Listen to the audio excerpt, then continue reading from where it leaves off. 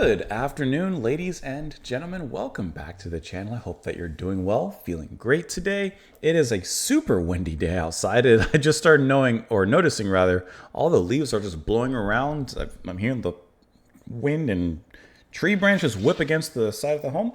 But with that being our background, we are going to listen to some Stravinsky.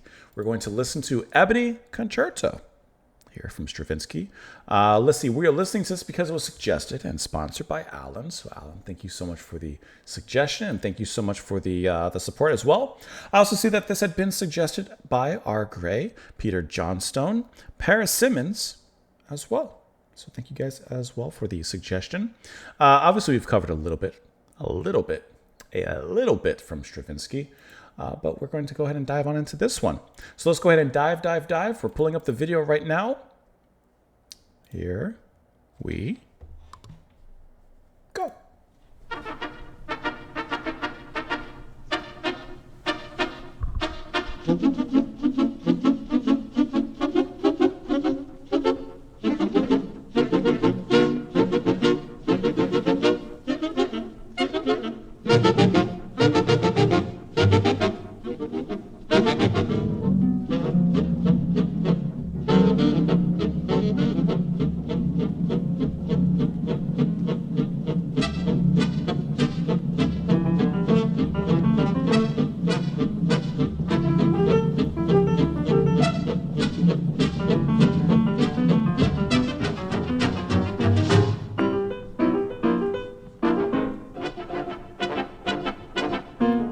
I like the piano in between these chops of strings.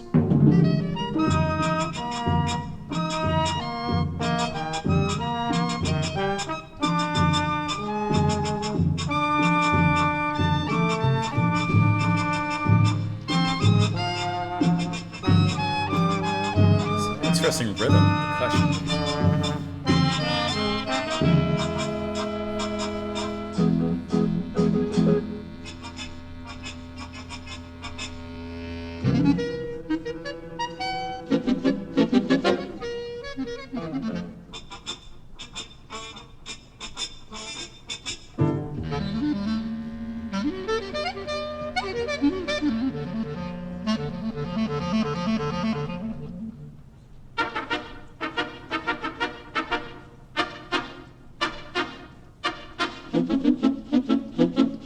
Look how these mirror that same pattern.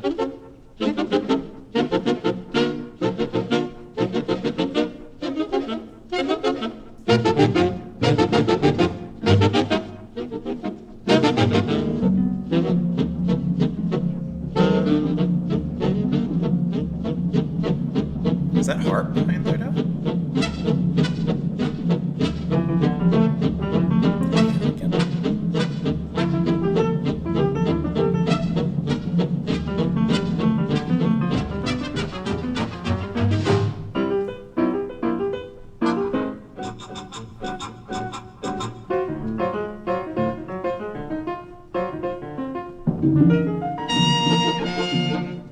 Then there's this rhythm again.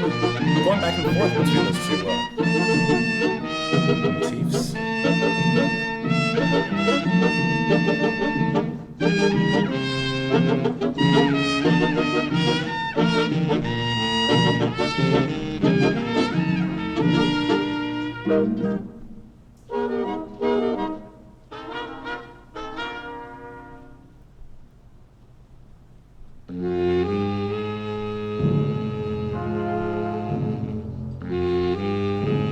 Well, that's a cool change here.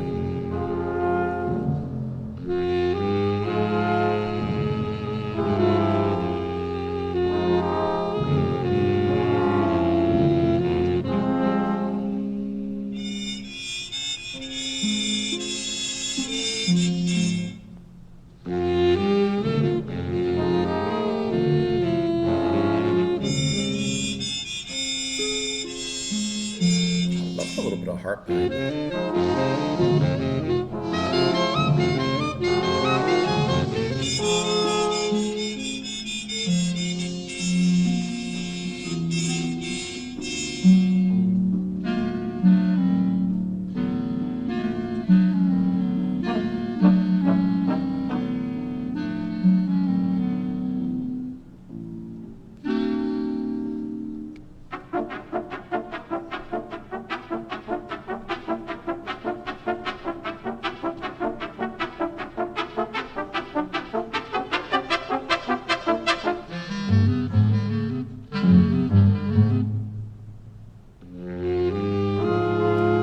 the slow crawl of this part.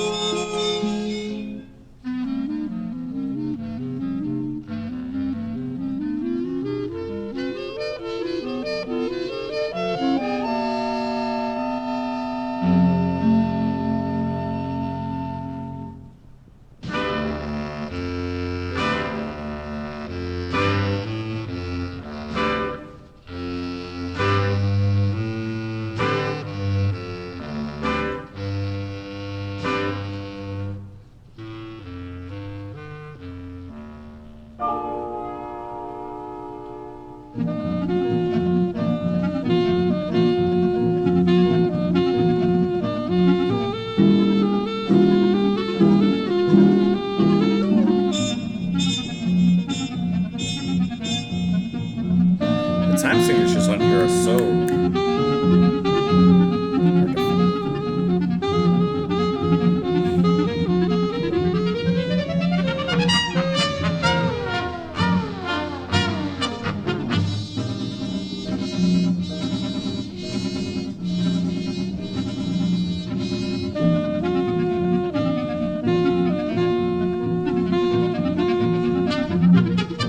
Some of the ways the music loops in a way reminds me of Glass.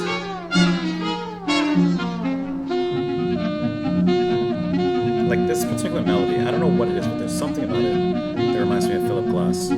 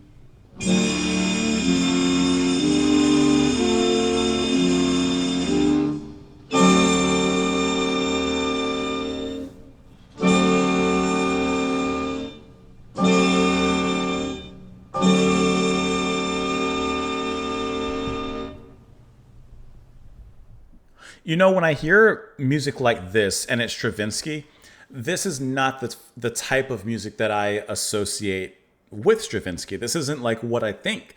But it's really cool because this reminds me of like almost a more progressive, oh God, from Gershwin. Is it Rhapsody in Blue that I'm thinking of? I'm pretty sure that's what I'm thinking of. That piece that to me sounds very New York. Like that's just what it reminds me of. And this is kind of like in a similar vein. It feels like it's in a more experimental vein, but the beginning especially, it sounds like such a hustle and bustle of progressive movements with, you know, the choppiness of the strings coming in among those melodies. I love when the piano begins to insert itself in between those particular chops because it just kind of adds like this richness into that little space of separation there that sounds, I think, really cool. The the hits in there and the, I guess, time signatures and such in that particular section are very difficult to follow. Like I was trying hard as I could, but within this, pop, pop, pop, pop, see, I love when the piano gets in there, just kind of jumps in there, and this was such a cool rhythm. The music in many respects also remind me, it's just because of where my mind goes, you know, I don't mean any sort of disrespect, but it makes me think of like the background music for different, you know, very old cartoons. And I'm thinking like before Looney Tunes, I always forget the studio I'm thinking of, but those very old style cartoons that kind of, you know, in a lot of ways would reference, you know, Hollywood and New York life and things like that. So it kind of takes me back to those orchestrated music and that sound. And I think that it works really cool. I love that rhythm that it was just getting into here. This is such a cool rhythm. I love the timpani back there. And is that I always think of like a washboard kind of thing. Is that a Zydeco? Let me look it up real quick. I think it's a Zydeco, but I could be wrong. Okay, Zydeco is a genre, and that is not what I'm thinking. Okay, so I'm wrong, but it's like, it looks like that little washboard thing. And I like how that's used in here. You know, taking something that's maybe a little bit different for the genre, maybe different, something a little unusual. And obviously, there's a clear jazziness in here as well. So, kind of like that Gershwin piece, it gives me that kind of full-blown symphonic, jazzy, inspired kind of piece of music. But like I said, here it feels like it's a little bit more experimental, but not so far so far off into that deep edge. But what I liked a lot was this middle section. Let me see if I can find it. I wasn't looking at the time. Where you get that slow crawl and that kind of dread here, and the drums behind it. This slow crawl and dread that creeps in is so cool. But I love how it's cooled off just momentarily as it follows up. I love how it's cooled off with what sounds like the harp in that section. And it's just so nice. It sounds, I can't help it, but I just have to relate it to what I feel and what I know. It makes me think of like a Hanna-Barbera cartoon. And like, you know, when they're setting the scene in like a cave or a dungeon, we're going to the villain's lair. Like, this is what plays, you know? We're going to the lair of the bad guys. But let's see if, I think the part plays right after here. Let's see.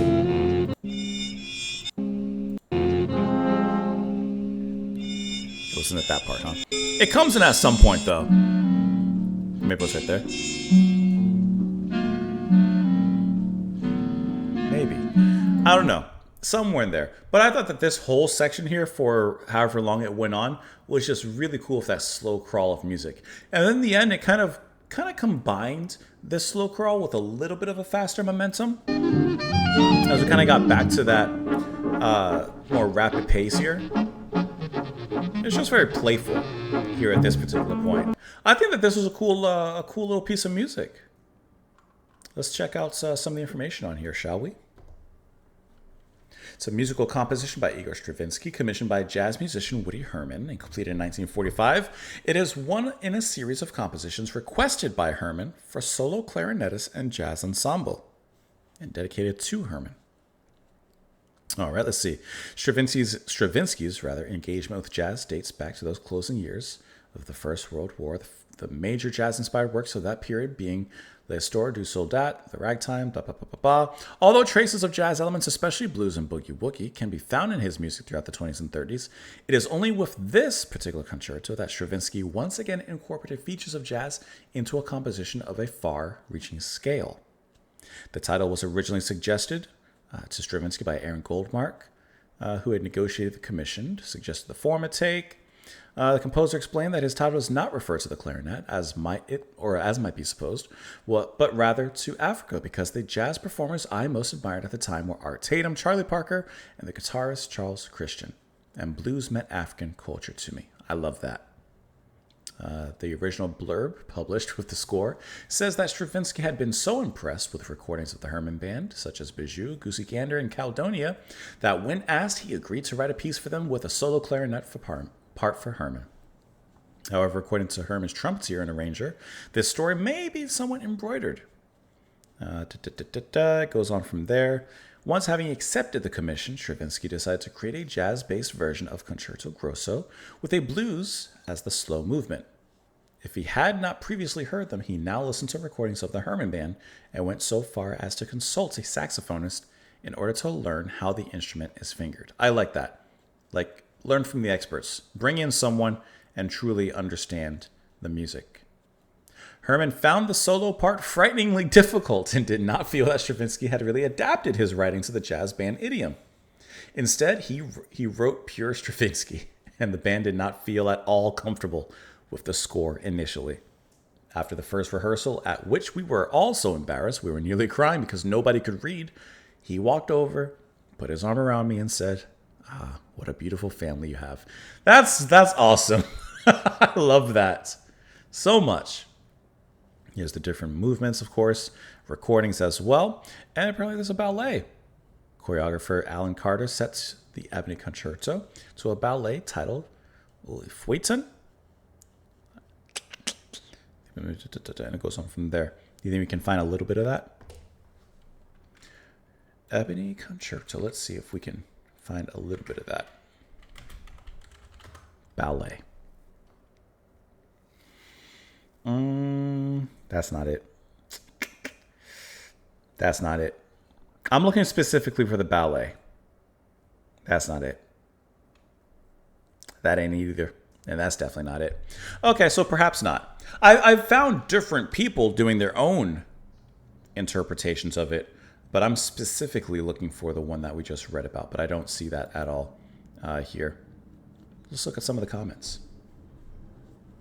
The rueful Cubist jazz of Stravinsky and the successful Woody's endeavor. Fascinating. I always wonder if the first reaction of the band members when they first score was, yes, it was. It was definitely quite the surprise for them. It doesn't swing. It has its own version of swing. It was not a jazz composition. Jazz is jazz can be described as jazz by many things in many places, many meanings. What makes jazz jazz? I don't know. Let me know what you guys thought of it, of course, in the comments down below. Alan, thank you so much for the support and the recommendation. I really appreciate that. Hope that you guys enjoy the rest of your day.